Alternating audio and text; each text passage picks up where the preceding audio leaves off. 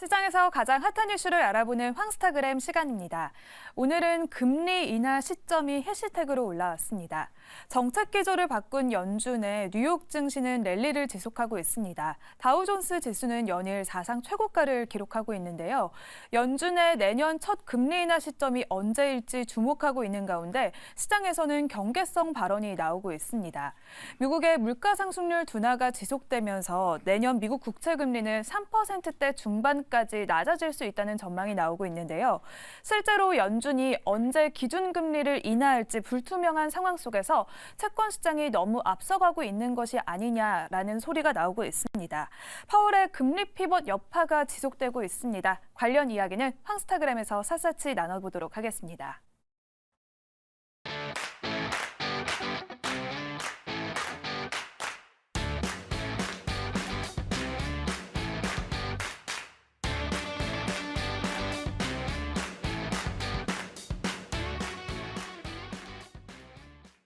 네, 급변한 시장을 진단하고 그에 따른 대응 전략을 세워보는 시간, 황스타그램 시간입니다. 미국 국채 금리의 하락세가 굉장히 요즘 가파라지고 있습니다. 그래서 관련된 투자 상품이 요즘 아주 높은 수익률을 보이고 있다고 하는데요.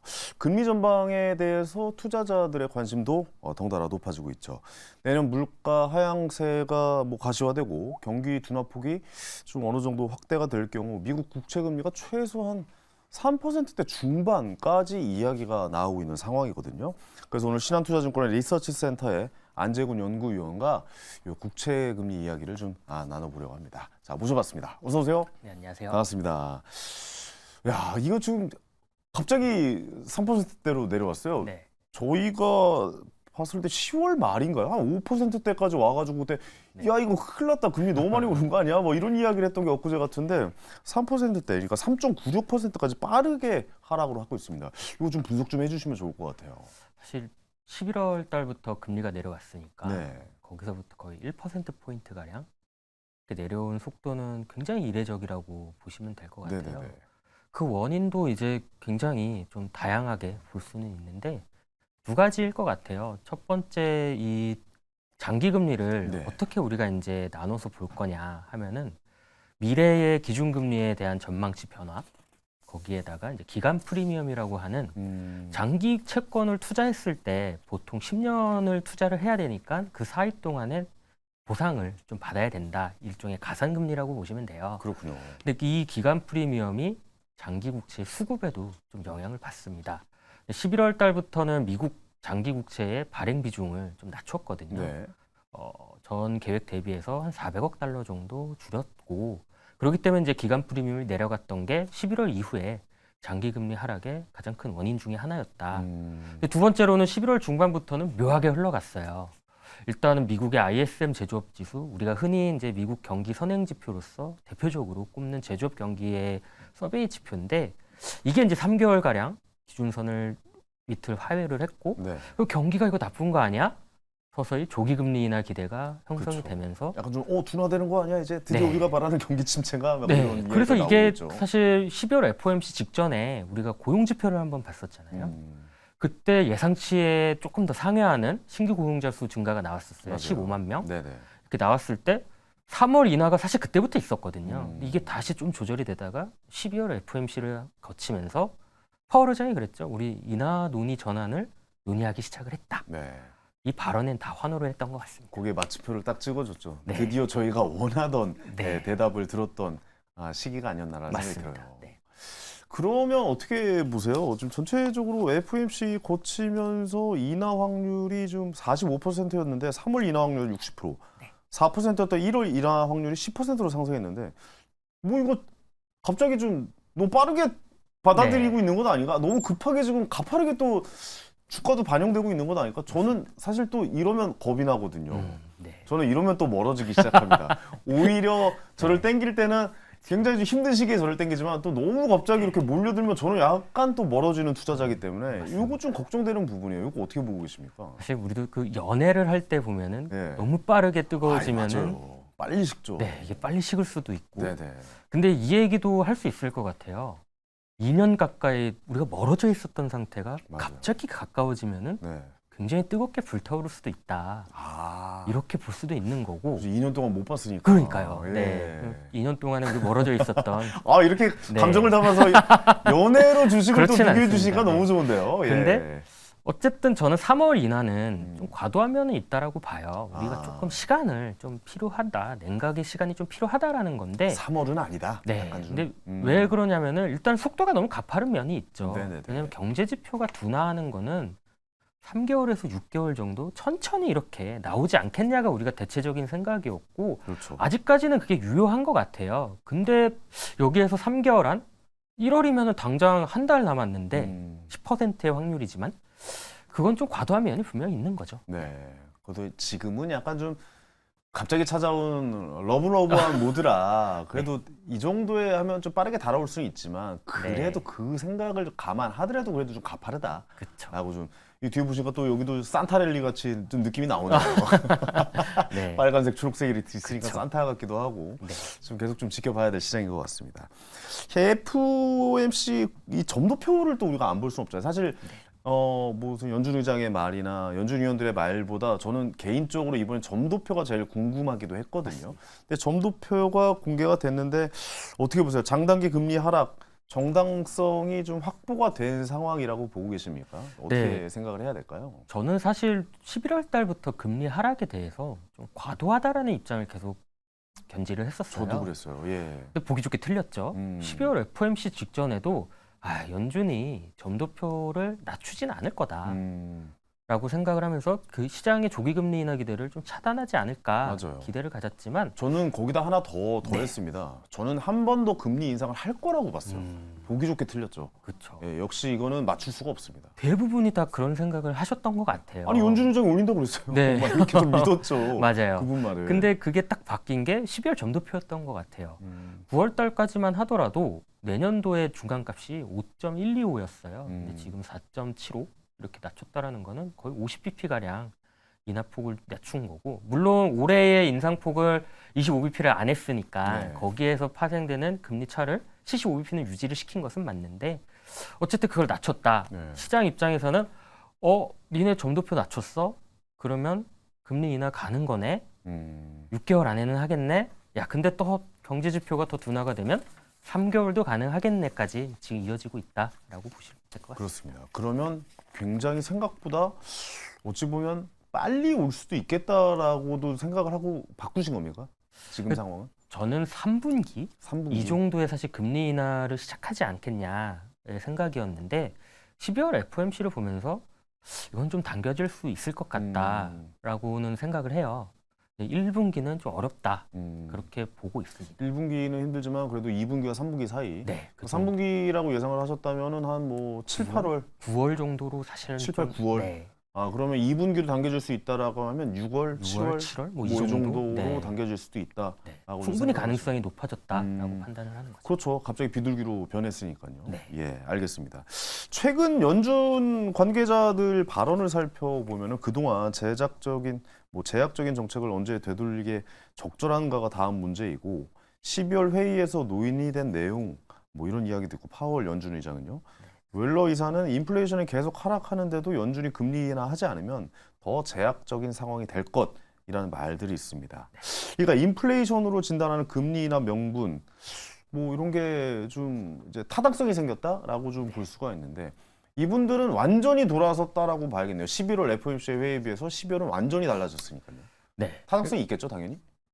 저는 이제 좀 많이 놀랐었던 부분이었고 거기에서 좀 정당성을 전환에 대한 명분을 찾지 않았을까 생각을 해요. 사실 우리가 많이 오해했었던 부분 그거는 물가가 목표치 2%에 가야지만 인하를 할 거다라는 건데 네. 거기에 대해서 이제 부담감을 낮춰둔 거죠. 딱 2%를 안 가면 2.1이면 인하를 안 해? 1.9면 인하를 해? 이게 아니라 2%가 아니어도 내려가는 거에 대한 확신. 그건 우리 한국은행 총재도 늘 이야기하는 부분이에요. 2%에 너무 목매달지 마라. 가까이 오면은 가까이 가는 오면. 거죠. 네. 근데 이 그래프도 보시면은 1분기 때까지만 하더라도 목표치에서 좀 많이 벗어나 있어요. 그러네요. 점선으로 된 건데 네. 이게 점점 2분기 때부터 더 가까워지는 경로라고 하면은 1분기보다는 그래도 2분기, 3분기 넘어가는 시점이지 않겠냐. 가장 제가 그렇게 생각하는 이유 중에 하나입니다. 그렇죠. 연준 의장 같은 경우는 사실 투자자들의 원성을 얼마나 많이 받았던 시기였습니까?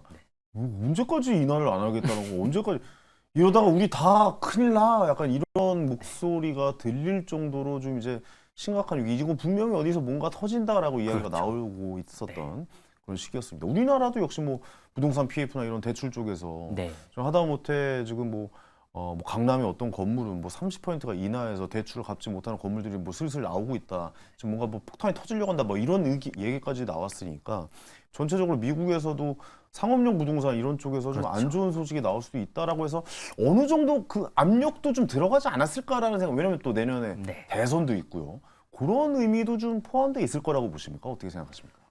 모든 이유가 다 있겠지만 그렇죠. 사실 또 애널리스트 입장에서 정치적인 이유를 들기엔 좀 애매한 부분은 있죠. 그렇군요. 근데 그렇군요. 저는 그 월러이사 소개해 주신 것처럼 제약적인 이 상황에서 인플레이션 내려갈 때 금리를 낮추지 않으면 이 제약적인 수준이 계속 이어지는 거잖아요. 긴축적인. 그렇죠. 그것이 경기에 좋지 않을 거다라고 판단할 수 있는 대목은 인하에 대한 가능성을 열어두는 것으로 우리가 충분히 판단할 수 있을 것 같습니다. 인하에 대한 가능성을 열었다는 것은 전체적으로 지표를 봤다라는 이야기인데 그렇다면 고점 대비에 둔화된 미국의 고용 시장도 큰 역할을 했다라고 보십니까? 확실히 좀 고용 시장은 좀 안 좋아지긴 하고 있잖아요. 네. 네.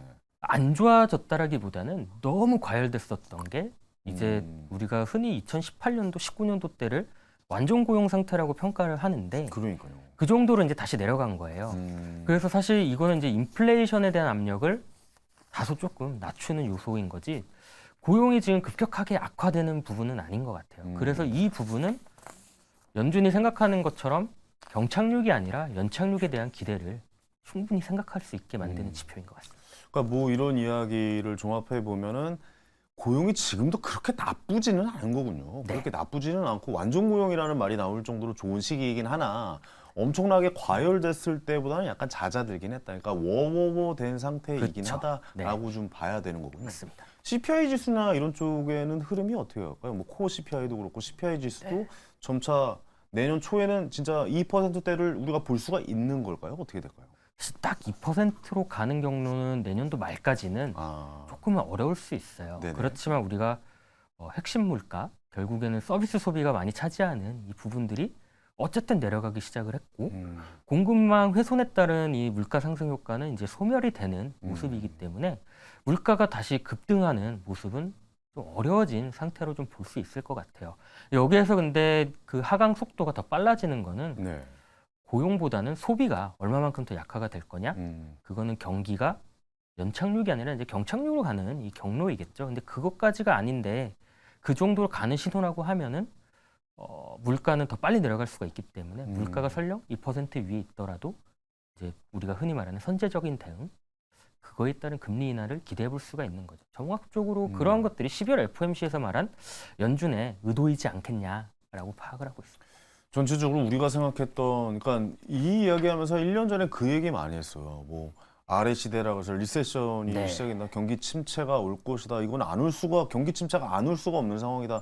뭐 이런 얘기했는데 현재까지는 전혀 그런 거는 뭐 느껴지지 기미조차 않죠. 보이고 있지 않다라고 좀 단정할 수 있겠어요. 그러면 어떻게 보면 경기 침체가 와야 다시 통화를 풀고 경기를 부양하려고 하는 모습이 나올 거 아니겠습니까? 그렇죠. 그 지점들은 어떻게 우리가 생각을 해봐야 될까요? 경기 침체는 안 온다라고 생각을 해야 될까요? 일단은 이 침체는 네. 발생이 난 다음에 우리가 판단하는 쪽이기 때문에 네네. 침체가 온다. 이거는 사실 이야기하기가 좀 어려워요. 그렇지만 경기가 이제 슬로우 다운이 되는, 그러니까 약간 고점에서 내려가는 이 경로들은 우리가 볼 수가 있죠.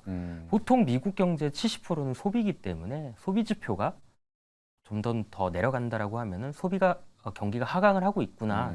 근데 거기에 따른 대응을 얼마나 가져갈 건지 그것이 좀 중요할 것 같고 네, 거기에서 머뭇거리면 침체가 이제 발생할 수가 있겠죠. 그렇군요. 근데 아직은 그렇게 판단하기는 좀 어려운 것 같아요. 그리고 그 전에 연준이 먼저 움직일 거다라는 기대를 준 게 12월 FOMC이기 때문에 저는 아직까지 침체 가능성은 좀 낮게 볼 수 있다라고 말씀드릴 수 있을 것 같습니다. 침체 가능성은 낮을 것이다. 아직까지는 낮다. 아직까지는 사실 눈에 잡힐 정도로 낮지 정도는 않다. 아니다. 오히려 CPI 지수가 더 잡힐 것이다. 오히려 물가가 더 안정이 될 거다. 오히려 물가가 더 네. 안정이 될 것이다. 알겠습니다. 그러면은 결국에 우리나라도 따라가야 되는 거잖아요. 네. 내년에 금리를 이제 뭐 인하를 한다면 우리나라가 선제 대응을 한다거나 그러니까 저번에는 먼저 우리나라가 올렸잖아요. 근데 네. 미국의 금리를 올리기 전에 우리나라에서 먼저 올렸었는데 요번에도 그런 선제 대응이 있거나 뭐 그럴 기미가 좀 보이거나 그러진 않나요? 뭐 내년 초에 갑자기 뭐 금리를 인하한다든가 뭐 이런 상황이죠. 사실 저는 연준보다 한국은행이 좀 더 앞설 수 있다라는 생각을 계속 견지를 그렇죠. 해왔는데 네네. 12월 FOMC를 통해서 연준이 만약에 2분기 때부터 움직인다라고 하면은 굳이 한은이 먼저 움직일 필요는 없을 것 같아요. 오히려 먼저 움직일 필요 없다. 오히려 네. 확인이 되겠죠. 연준이 네네. 먼저 움직였다. 그러면 우리는 약간 우리나라 성장과 물가를 조금 더 볼 수 있겠구나. 부담을 약간 조금 낮추는 정도. 왜냐하면은 사실 우리나라 성장 조금씩 약화가 되는 모습이 있고 물가도 안정되는 경로인데 연준 때문에 계속 인상은 못했지만 동결을 계속 가져가고 있었던 모습들은 있고요. 근데 이제 연준이 2분기 때부터 움직인다. 만약에 지금 시장 기대처럼 3월부터 움직였다라고 네. 하면은 하는 입장에서는 확실히 여유가 좀 생길 수 있는 부분이 있겠죠. 굳이 연준을 앞서갈 필요는 없는 것 같아요. 먼저 올렸고 먼저 중단했으니까 먼저 내리자. 그건 우리나라 상황이 좀 필요한 거고 저는 그걸 봤을 때는 오히려 연준이 빨리 움직여줘라 하는은 원하고 있지 않을까. 그렇죠. 그러면 한 달 정도 뒤에 우리 이제 천천히 우리도 움직여보자. 그렇죠. 이렇게 되지 않을까 싶습니다. 먼저 움직인다는 말은 그만큼 부담도 가져가야 된다는 그렇죠. 말이기 때문에 네. 그 책임을 약간은 돌려주고 시작하는 게 연준에게 이제 다시 또 전가할 수가 있는 거죠. 더 낫겠죠. 이렇게 얘기하면 또 좀 안 되는. 재밌습니다. 아닙니다. 저는 이런 얘기들 좋아합니다. 자, 그럼 마지막으로 짧게 저희가 한 15초, 20초 정도 남았는데 마지막으로 요거 하나만 여쭤볼게요. 산타랠리. 자, 과연 올해는 올 수 있을까라는 생각을 좀 주식 궁금해요. 시장. 그렇죠. 주식 시장. 이 정도 분위기면 이미 이미 랠리 왔다. 하고 있는 거 아닌가 싶습니다. 미국 쪽은 그런데 우리나라는 약간 양도세 완화하면서 내일부터 좀 어떻게 더 큰 상승이 올 거라고 보고 계십니까? 전체적으로 봤을 때. 뭐 주식 딱 담당자는 아니지만 금리 측면에서 바라보는 주식 시장은 여전히 견고하다. 여전히 견고하다. 생각합니다. 네네. 알겠습니다. 전체적으로 한번 채권 이야기도 해봤고 기준금리 이야기도 해봤습니다. 오늘도 즐거운 대화였습니다. 다음에 또 뵙겠습니다. 감사합니다. 감사합니다. 네. 자, 오늘 시간 여기서 마치고요. 자, 오늘 당첨자입니다. 자, 이분께 제 책을 선물로 보내드리도록 하겠습니다. 오늘 시간 마무리하겠습니다. 저는 내일 저녁 7시에 역시 생방송으로 찾아뵙니다. 황현희 스타킹이었습니다. 감사합니다.